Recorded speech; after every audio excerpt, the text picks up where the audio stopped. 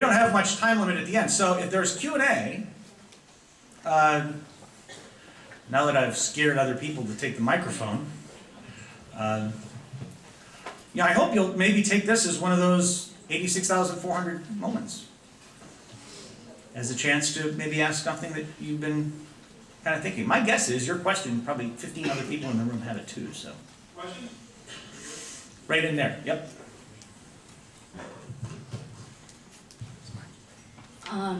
Hey, my name is Maria, and Hey. I want to know what's the most rewarding part of your job for you? I just had to be careful. It's seeing this. I take such joy in helping others achieve what they want in their lives. I've been so richly blessed. I got a great education from my mom and dad. I was able to parlay that into a terrific career and to be able to affect hundreds of other people now. Truth, I only thought you'd be like 40 or 50 today. I was ecstatic to find out there were so many of you here. And it wasn't because I get to speak in front of more people, it's because I get to affect more. And so I think it's to open others' eyes to the fact that sales is not the awful thing that you may have heard it to be. And because it's a genuine profession. And in fact, it may be the most rewarding profession, not from a financial perspective, although it helps, but from a giving perspective and from someone who can help others get where they need to go. So thank you for asking that. That's it. Stuff like this.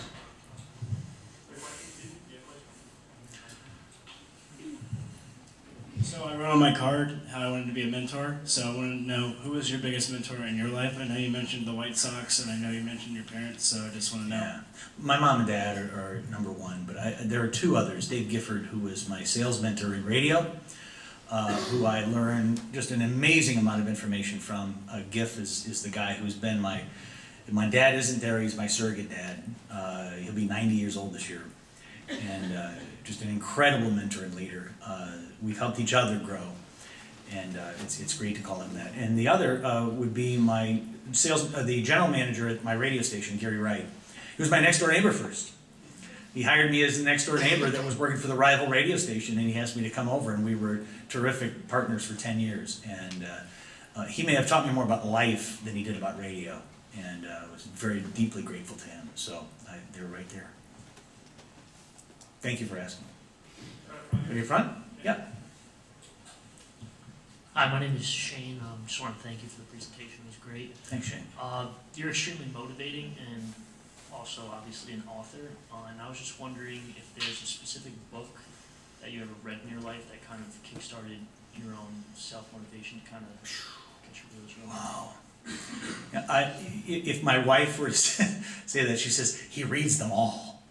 I'm fortunate. I've got this kind of a big bookshelf thing in my office and all of them there. And my wife went through when we were moving 8 years ago. And she said, oh, come on, some of these can go, can't they? I said, no, there's a piece of me over here, there's a piece of me over here, and a piece of me over here.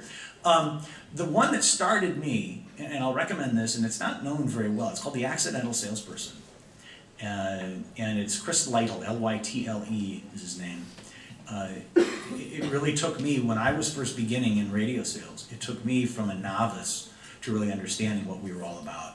And for those who are just beginning in this, you're kind of floundering around, you don't know exactly whether this is for you, that's one I would highly recommend. For those who are really into the sales thing, and you want some food for thought, and you want to literally that whole, I hate that take it to the next level phrase, but I'm going to use it here. Probably the most significant sales book in the last 5 years is called The Challenger Sale. Dixon and Adamson are the authors. They wanted to see what had changed in selling over the last 30 years, and the research they did was absolutely mind-blowing. They did not expect the answers they got, and what they really found was that people who challenge others on what they think the status quo is are the ones that are actually trusted more. And if you can get that, if you can do that, if you can pull that off, like I say, this is Sales 102 now. This is not for the first-time sales. This is not for the faint of heart. But for people who can pull it off, it's an extraordinary read. So, hope that helps. Jeffrey Gitomer, by the way, is one of the coolest authors in sales, and so if you're interested in a sales book, Gitomer's stuff, The Little Red Book of Selling is his one, Sales Bible, and he's got gosh, I don't know, the guy's got 15 other books. I was very fortunate to get his endorsement on my first book. Yes? Hello, my name is Siobhan. Hi, Siobhan. My question is, what is your best advice for selling yourself to a possible employer or person that you're trying to get an internship for? You know, I think, well, there's so many pieces. Can we just do this? Just you and I kind of do this? It's the whole look you in the eye thing. It's the whole handshake. How many of you have ever had one of those limp, dead, wet fish handshakes? They're like finger shakes, right? Like they don't get the whole hand, and it's like some people don't go all the way. This sounds so trivial, but it's so important. Web to web, couple of pumps, and be done. Anybody had one of these? Where it just never stops? It goes on, it's like a well, right? Like, soon we're gonna get some water here sometime. Or it's one that just they hold on a little bit, and this is more like the elderly folks, they kind of like they hold on, and then there's this other thing where like their other hand like comes in and grabs your forearm, which is really creepy.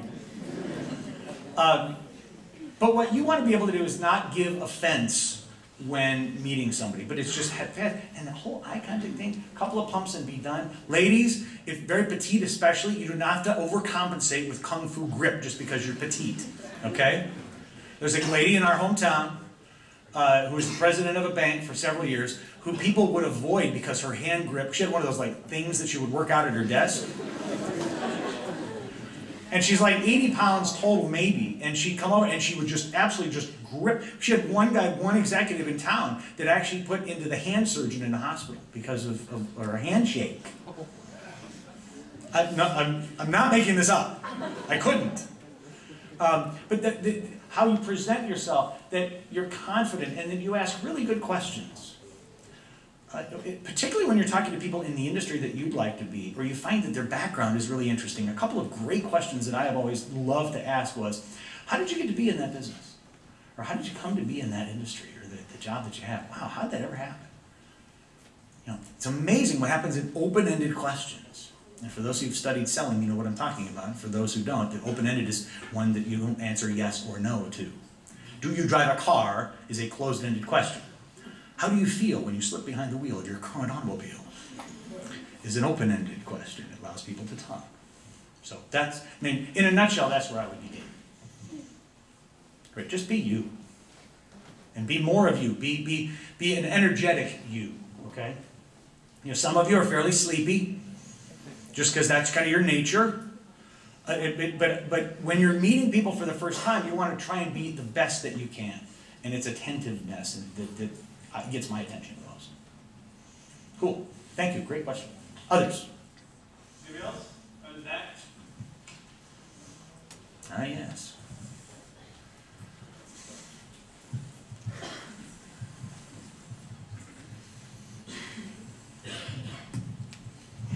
Hi, my name is Jennifer. I just wanted to ask, is there any moment in your career where you really wanted something and you heard the word no, and if so, how did you respond? You know, yeah, a lot. I hear no a lot. And please don't misunderstand me with this. You're all going to hear no a lot if you're in sales. The challenge is not to take it personally. In fact, with the younger people that I deal with, the first 4 or 5 months, there will be at least 5 or 6 times in your first several months that you're going to drive home thinking, why in the world did I take this lousy stinking job? Because I tried to call 100 people, I talked to 15, and 5 of them hung up on me. Now, if you're thin-skinned, you're going to go home and you're going to look for the nearest knife. And somebody's going to say, don't do it. The challenge we have is that we can't take this personally. Because when people sell to others, they're not sure what the other person has gone through before you contacted them. And they could have just fired somebody or had something happen to them that was traumatic, or maybe something financially is going on that you just don't know and they're just angry. People say no to me all the time. I have a great lightning story, actually, which is kind of funny because, you know, at the time, when Brad Lott was there, which was, I don't know how many years ago now. What do you think, Jay? Yeah. So this is, you know, early in my career when I so wanted to work at the Tampa Bay Lightning. Brad Lott would never return my call. Now, don't get me wrong, Brad's a terrific guy, and we get along really well. But the problem is he wouldn't return my calls. Now, when they need my service, they call me back.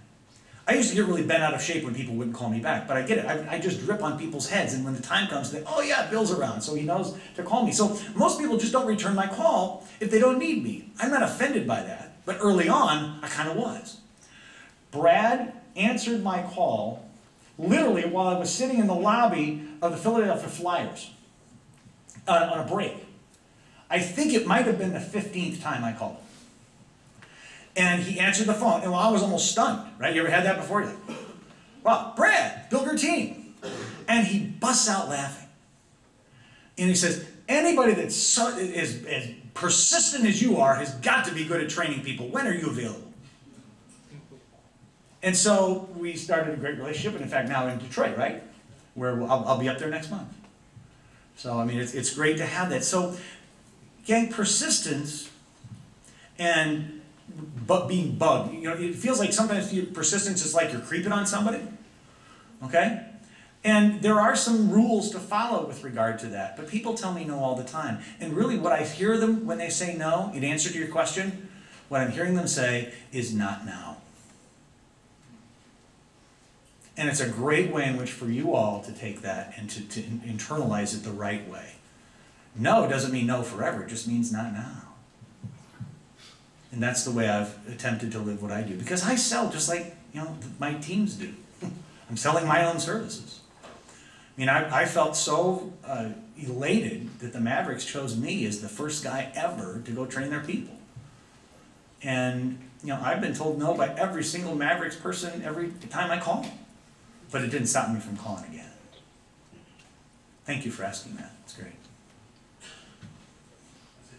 Again, Bill Guertin.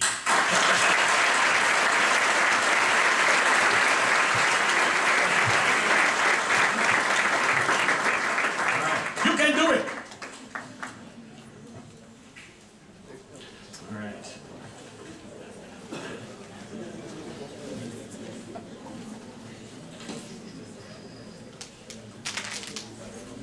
Yeah, if that doesn't fire you up, I don't know what will. Just give a round of applause one more time, Mr. Houston.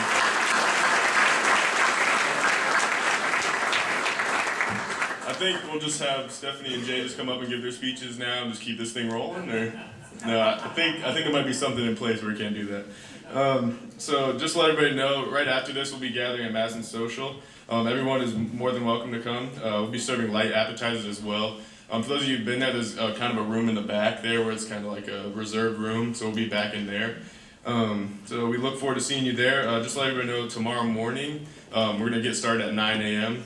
So if you guys can get here like at 8:30 or between 8 and 9, I believe is check-in. So anytime between them would be great. We have some really amazing speakers, some of which decided to join us tonight as well. And from very diverse backgrounds with a variety of experiences and advice that they like to share with you. So thank you all for coming tonight, and see you bright and early tomorrow.